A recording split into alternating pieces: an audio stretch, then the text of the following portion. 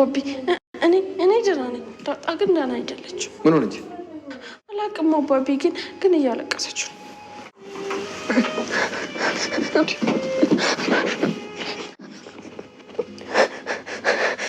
ዳጣ ቆይ ምንድን ነው የሆንሽው? ለምን ነው እንደዚህ የምታለቅሽው?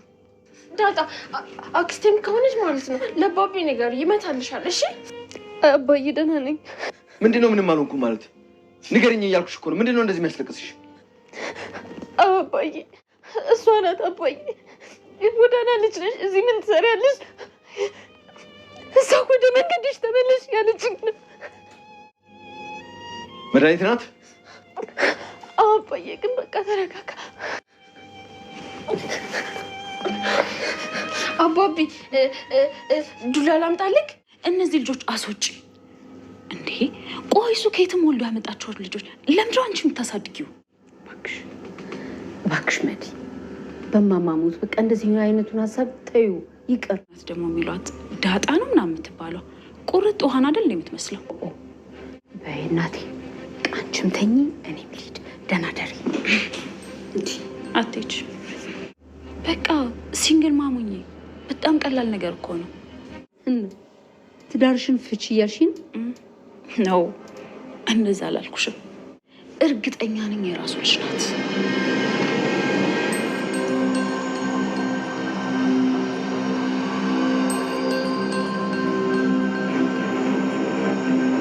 መድኃኒት እንግዲህ ቤተሰቡን ታላተራመስኩት ነገርዮሹን ሁሉ በአንድ እግሩ ካላቆምኩት እያለች እንግዲህ መላ ቤተሰቡን ለማተራመስ ችግር ውስጥ ለማስገባት የምትችለውን ያክል እየጣረች ነው የምትገኘው። እንግዲህ የሚገርመው ነገር በጣም ደፋርና በጣም ኃይለኛ ጉድ ያላት ትርምስ የሆነች ልጅ እንግዲህ የራሷን ህይወት አበላሽታ፣ አንዳንድ ሰዎች የራሳቸውን ህይወት አበላሽተው የሰዎችን ህይወት ወይም ደግሞ የእናንተን ህይወት ለማበላሸት ከፍ ዝቅ ሲሉ ብዙ ጊዜ ይስተዋላልና ከነዚህ መካከል እንግዲህ መድኃኒት አንደኛዋ ናት። ሰው በእህቱ ትዳር ሰው እህቱ የቤተሰቡ በዙሪያ ያለ ሰው ትዳሩ ሲናጋ ነገርዮሾቹ የሆነ መካከል ክፍተት ሲፈጠር እዛ ያችን ክፍተታቸውን ለመሙላት ነገሮች እንዲስተካከሉ ከማድረግ በቃ የሚችለውን ያክል ሰው ማድረግ ነው እንጂ ያለበት በዚህ ልክ ደግሞ ለክፍተቱ ዋና ተዋናይ ሆኖ ክፍተት በመፍጠር ትዳርን ህይወትን ቤተሰብን መበተን በጣም ነውር ነው። እንግዲህ ከዚህ መካከል እንደምታዩት እንግዲህ እቺ መድኃኒት የምትባለው የወይዘሮ ማርታ እህት የእናት ወርዝ ጉርጉር እንዲሉ እንግዲህ የእናት ወርዝ ጉርጉር በጣም ነው የሚገርመውና እንግዲህ እሷ ደግሞ ይሄው እያደረገች ያለችው ይሄን ነው። በጣም ነው የሚያሳፍረው፣ በጣም ነው የሚያሳዝነው፣ በጣም ነው የሚያስጠላው። ግን ለሁሉም ነገር እግዚአብሔር ይመስገን። ያው ማርታ በጣም ጎበዝ፣ አስተዋይ፣ ጀግና ሴት ናት። ግን አሁን በቃ ከአሟ በላይ የሆነባት ነው ማለት እዚህ ጋር የአቢጌል ከሳምንት በላይ ለቅሶ የሆነ የያዘችው ምስጢር እንዳለ ይሰማታል። ደረጀ ወደ አቢጌል ላይ ያለውን ሁኔታውን አይኑን መለስ ማድረጉ የቤተሰቡ መተረማመስ የማርታና የደረጀና የመድኃኒት አለመስማማት ያው ድሮም ታውቃቸዋለች ሁኔታቸውን። ግን ደግሞ አሁን በበለጠ በዛ ላይ ደግሞ አሁን እቺ መድኃኒት የምትባለው ሴትዮ እየመጣች 30-40 ጊዜ አቶ ደረጀን ምን እንደምትለው ታውቃላችሁ። ማርታ እንደም እንግዲህ ምን ችግር አለው? ሲንግል ማምነት መሆን እኮ ይሄን ያክል ነው አይደለም። በቃ ሲንግል ማም ሁኚ፣ በቃ ፍቺው ታዩ። የማንንም ውርጋጥና እንትን አምጥቶ እዚህ ጋር መጫወቻ እንዳደርግሽ አትፍጭለት። በቃ ያለ የሌለው ነው የምትዘበዝበው። ጋይስ የምትዘበዝበው የሌለ ነው የምትዘበዝበው። ግን እንግዲህ በዚህ መካከል ላይ እሷ ታይኝ፣ በቃ ትዳሬ ለኔ ታይልኝ እና ትዳርሽን ፍቺ እያልሽ ነው ስትላት፣ አይ አላልኩም፣ ግን በቃ ሲንግል ማም ሁኚ እንዴ ትዳር ሲንግል ማሙኝ ማለት እኮ ትዳርሽን ፈተሽ ብቻሽን ሆኚ ማለት ነው አይደል? ሌላ ትርጉም አለው እንዴ? አንዳንዴ እንደው ግርም ይለኛል ጋይስ። ስለዚህ እያለቻለች እንግዲህ በቃ ሲንግል ማሙኝ ኦኬ፣ ሲንግል ማሙኝ አይገርማችሁም? ኧረ የነፋም ይደብራል። ምን ሆና ነው ሴትዮዋ? እና ግን ተፍተፍ እያለች ነው ወይዘሮ ማርታም እንግዲህ የምትችለውን ያክል እየታገዘች ነው። በቃ እቺ ዳጣ ምናምን የምትባል ልጅ በቃ አንደኛ የደረጀ ልጅ ናት። አንቺ ቆይ አይንሽን አውሮሻል እንዴ? ተጃጅለሻል እንዴ? ምክንያቱም አታያቸውም እንዴ? እሷና ውሃ እኮ አንድ ናቸው። መልካቸው ራሱ በቃ አንድ ናቸው። አንድ ናቸው። ስለዚህ በቃ እያየሻት ነው እያለች ነው የምትገኘው ማለት ነው ቤተሰቦቻችን። ግን እሷ ወይዘሮ ማርታ ታይኝ በቃ ይችንማ ወልዶ ነው ራሱ ያመጣት ነው አምስታት። እንግዲህ ማርታ እየሳቀችባት ነበረ። በቃ ክት ብላ ነበር የሳቀችባት። እና እንዴት ትስቂያለሽ አይደል? አንቺ እኮ ጅል ነሽ ተጃጅለሻል። በቃ አይነሽም ታውሯል። አየሽ ለዚህ እኮ ነው እያለች ነው የምትገኘው። እንግዲህ አቶ ደረጀም በቃ ሁኔታው ምንም አላመረውም። በመጨረሻ እንግዲህ ቤቱን እያተራመሰች ነው። በባለፈው እንደያችሁት ውሃን ተናግራ አስከፍታ ስለነበረ በጣም ተናዶባት ነበረ፣ ተበሳጭቶባት ነበረ። በቃ ከሚባለው በላይ ማለት ነው። ግን ያንም የሆነው ነገር ሆኖ አቶ ደረጀም ያው የሚሆነውን ነገር ለማስተካከል ታይ ብሏታል ማለት ነው። ውሃን ተሳርባ እንትን ባለችበት ሰዓት ላይ ታይ ብሏት ነበረ።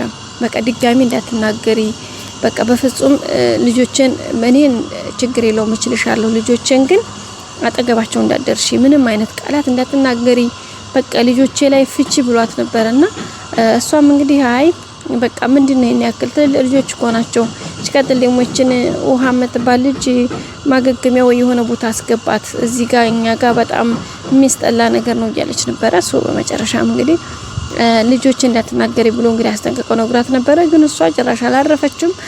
ናታንን እንግዲህ ሳሎን ከተቀመጠበት ሄዳ እንግዲህ ለማማለል ሙከራ እያደረገች ነበረ። ናታን ግን እንኳን እሷን አብጌልንም አልማለለና ከዛ በቃ ሰውነቷን ምናምን በቃ ብዙ ነገሯን አክት እያደረገች ነበር። ሰው እንግዲህ ያንን እያደረገች ባለበት ሰዓት ላይ ናታን በቃ ዝም ብሎ ታዝቧት ነበረ። በመጨረሻ እንግዲህ ዳጣ አጋጣሚ መጣ ከናታን አጠገብ ተቀመጠ ማለት ነው። ሰው እንግዲህ ከናታን አጠገብ በተቀመጠችበት ሰዓት ላይ ምንድነው መጥቶ ዘጋ መለጠፍ መሸጎት ተነሽ ምናምን አለቻት። ምክንያቱም ናታንን ለሷ ማድረግ ነው የምትፈልገው ታውቃላችሁ።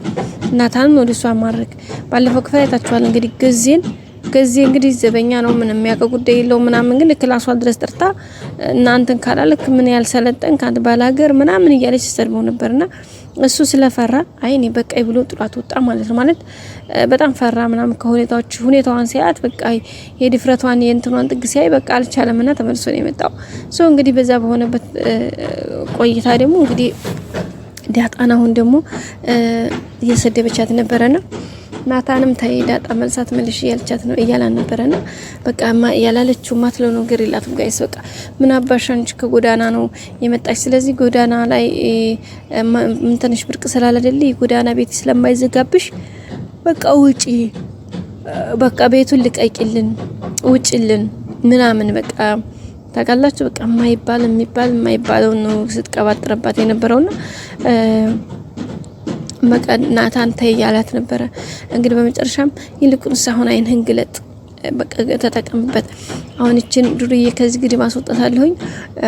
ከዛ በኋላ ደግሞ እሷን እንትን ካልኩኝ በኋላ ወደ አንተ መጣልሃለሁ። ቻንስን ከተጠቀምክና ከኔ ጋር ሸሽ የምትል ከሆነ ግን በቃ ቋሚ ሆነ ትኖራለህ አይነት ነገር ነው። እሷ ራሷ እኮ ሰው ቤት መኖሯን ረስተዋለች ታውቃላችሁ። ግን በቃ እስከዚህ ድረስ ነው ድፍረቷ ጋይስ። ድፍረቷ የምትናገርበት መንገድ በጣም ነው የሚዘገን ነው። እንግዲህ ዛሬ ዳጣ ይሄን ስለተናገረች ዳጣ በጣም ከፍቷት በጣም አዝና በጣም ደብሯት እያለቀሰች ነበረ። ስታለቅስ እንግዲህ ውሃ ነበር ያየቻት። ውሃ ምስኪንዬ በጣም ነው ዳጣና እንግዲህ አብራ እያለቀሰች ነበረ። መጨረሻ እንግዲህ አቶ ደረጀ ስታየው አባቷን እንግዲህ አባዬናማ በቃ ደህና ነሽ ሙነሽ ነው ውሃ ምናምን ስላት አይ አባዬ እኔ ደህና ነኝ፣ ዳጣ ግን ደህና አይደለችም ነበር ያለችው እንጂ ማለት ምን መሆን ላይ ዳጣ ሲላት አይ እያለቀሰች ነው አላት። ስትሄድ እንግዲህና እያለቀሰች ነበረ በጣም ስቅስቅ ብላ። ደረጀም እንግዲህ ለምን እንደዚህ የምታለቅሽው ምን ሆነሽ ነው ሲላት ያው መጨረሻ ላይ ነገረችው። አቶ ደረጀ ደግሞ እንግዲህ እሷን ለምን ዳጣን ተናገረች ብሎ ሲሄድ ለወይዘሮ ማርታ ደግሞ የሚባል የማይባለውን ስትሰካ አገኛት ማለት ነው። እንግዲህ ደረጀ የመጨረሻ ማስጠንቀቂያ መስጠት አይቀር። በቀጣይ ነገር ሰላም